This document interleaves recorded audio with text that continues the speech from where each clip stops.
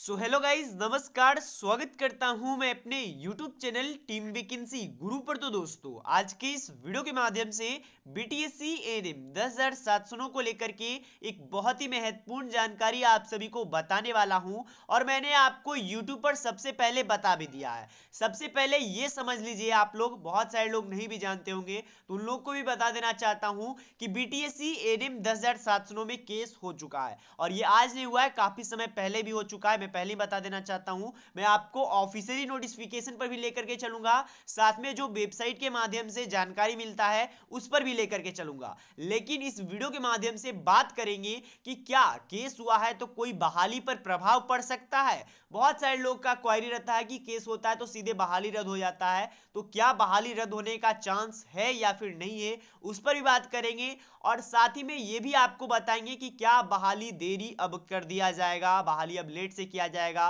क्योंकि अब यहाँ पर एग्जाम के लिए भी अपडेट्स आने लगे थे कि दिसंबर में या फिर जनवरी में एग्जाम होंगे। तो क्या इससे कोई प्रभाव पड़ सकता है। जो भी सच्चाई है दोस्तों, इस वीडियो के माध्यम से आपको बताएंगे, तो वीडियो के लास्ट तक बने रहिएगा। साथ में ऑफिशियल नोटिफिकेशन पर भी लेकर के चलूंगा। अभी तक यूट्यूब पर आपको कोई भी ये सभी जानकारियां नहीं दिया होगा जो मैं आपको इस वीडियो के माध्यम से बताने वाला हूं।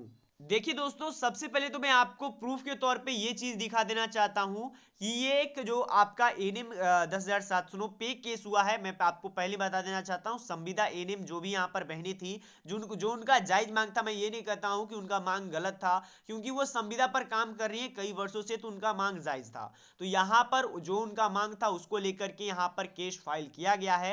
यहाँ पर देख सकते हो जो अर्चना कुमारी है उनके द्वारा किया गया है, और भी जो भी बेसिक इंफॉर्मेशन है वो यहाँ पर आप लोग देख सकते हो। लेकिन एक चीज आप देखिएगा कि आप लोग को यहाँ पर एक्शन डेट में कोई भी चीज देखने को नहीं मिलेगा, यानी कि अभी तक सुनवाई तो कराया नहीं गया है, और अभी तक कोई भी एक्सपेक्टेड डेट यानी कि इस दिन सुनवाई किया जाएगा ऐसा कोई भी डेट अभी तक जारी नहीं हुआ है। ऑफिशियली न्यूज है, लेटेस्ट अपडेट है, ये आप समझ लीजिए। अब कई सारे लोग ये भी कर सकते हैं कि सर ये एनएम का एनएम से रिलेटेड नहीं है। तो देखिए, सबसे पहले आप ये नोटिस देख लीजिए, इसमें इंपॉर्टेंट चीजें बताया गया, मैं पहले ही दिखा देना चाहता हूँ। यहाँ पर देख लीजिए, ये केस बीटीएससी पर ही किया गया है, और बीटीएससी यहाँ पर भी देख सकते हो, बीटीएससी के सेक्रेटरी सॉरी यहाँ पर चेयरमैन और सेक्रेटरी दोनों पर है।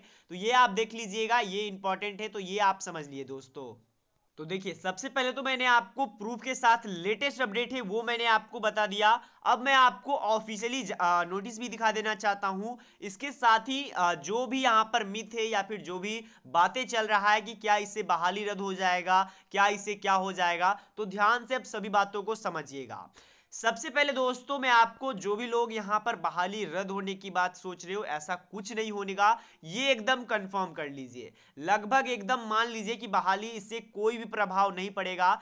हालांकि जिनका मांग है उनको मांग में प्रभाव पड़ सकता है अगर सुनवाई की जाती है तो, या फिर इनका सुनवाई पर यहां पर मोहर लगेगा, यानी कि जो स्टूडेंट्स यहां पर केस किए हैं और जो स्टूडेंट्स का मांग जायज है, यानी कि जो संविदा पर कई वर्षों से काम कर रहे हैं, उन लोग को अगर काउंसलिंग लेकर ले जाने मतलब कि उनका काउंसलिंग होकर के परमानेंट होना चाहिए, तो इन लोगों का काउंसलिंग लेकर के परमानेंट कर दिया जाएगा। लेकिन इससे आपका एनएम 10,700 का बहाली है उसमें कोई जो कि बदलाव नहीं हो जाएगा कि पूरा लोगों का यहाँ पर काउंसलिंग हो जाए या फिर यहाँ पर कुछ और नियम। तो ये आप बात समझिएगा। सबसे पहले तो मैं जो बड़ा मिथ है उसे क्लियर कर देना चाहता हूं, ना ही बहाली रद्द होगा, ना ही बहाली के जो गति चल रहा है एग्जाम को लेकर के उस पर कुछ कमी आएगी। या तो फैसला इनके पक्ष में आएगा या फिर नहीं पक्ष में आएगा। मैं जो कि उम्मीद करता हूं कि इनके पक्ष में ही आए, जिससे कि इन सभी को जो कि राहत मिले। क्योंकि आप ही समझिएगा कि 15 साल 16 साल से अगर संविदा पर खटोगे उसके बाद भी परमानेंट नहीं होगे और 10,000 11,000 रुपए सैलरी आपको मिलेगा, तो ये कहीं की भी न्याय नहीं है। मैं पहले ही कह देना चाहता हूं, मैं इनके सपोर्ट में तो हमेशा से उतरता आ रहा हूं, लेकिन इनका भी अगर आप समस्या समझिएगा तो आपको देखने को मिलेगा। मैं ये नहीं कह रहा हूं कि जिनका 2 महीना हुआ है यानी कि 8853 उनको भी परमानेंट कर दीजिए, और जो कम समय वाले हैं उनको भी परमानेंट कर दीजिए। नहीं, जिनका ज्यादा समय हो चुका है उनको परमानेंट ये करना चाहिए, ये मैं आपको पहले ही कह देना चाहता हूं। तो आप एक सबसे पहले तो ऑफिशियल नोटिफिकेशन देख लीजिए, केस हुआ है, 100% हुआ है, लेकिन इससे बहाली पर प्रभाव नहीं पड़ेगा। बहुत सारे लोग इसे आपको बताएंगे कि इससे बहाली रद्द हो सकता है, बहाली में बड़ा बदलाव हो सकता है। पर ऐसा चांस ना के बराबर है। आप लोग का एग्जाम होगा, एग्जाम के लिए आप लोग तैयारी कीजिए। जो भी फ्रेशर कैंडिडेट्स हैं, एग्जाम का फुल प्रिपरेशन कीजिए, क्योंकि आपका एग्जाम अब जल्द होगा। ये ऑफिशियली नोटिफिकेशन देख लीजिए, जैसा कि आपने वहां पर भी देखा मुजफ्फरपुर से है, तो यहां पर भी मुजफ्फरपुर है। यहां पर जो ये पीडीएफ है पूरा आप यहां पर मैं आपको दिखा देना चाहता हूं। यहां पर जो एएनएम बहनों ने केस किया है उसके रिगार्डिंग में ये पीडीएफ है। तो बाकी मैंने आप लोग को ऑफिशियली तरीके से जितना हो सकता है उतना अच्छा से जानकारी देने का प्रयास किया। और जो केस फाइल हुआ है उसमें कुछ यहाँ पर मैं आपको नियमें बता देना चाहता हूँ, कुछ यहाँ पर चीजें यहाँ पर उन्होंने भी दिया है।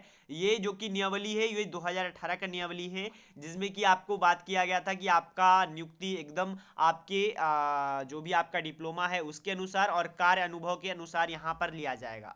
फिर नई नियमावली आई, मैं आपको यहाँ पर दिखा देना चाहता हूँ, जो भी यहाँ पर इन्होंने पीडीएफ के माध्यम से कोर्ट में यहाँ पर केस किया है वो भी चीजें यहाँ पर बता देना चाहता हूँ। फिर 2023 का नियमावली आया जिसमें कि एग्जाम लेने की बात की गई और अनुभव का अंक मिल रहा है, संविदा का भी अंक मिल रहा है, मैं पहले ही बताता आ रहा हूँ।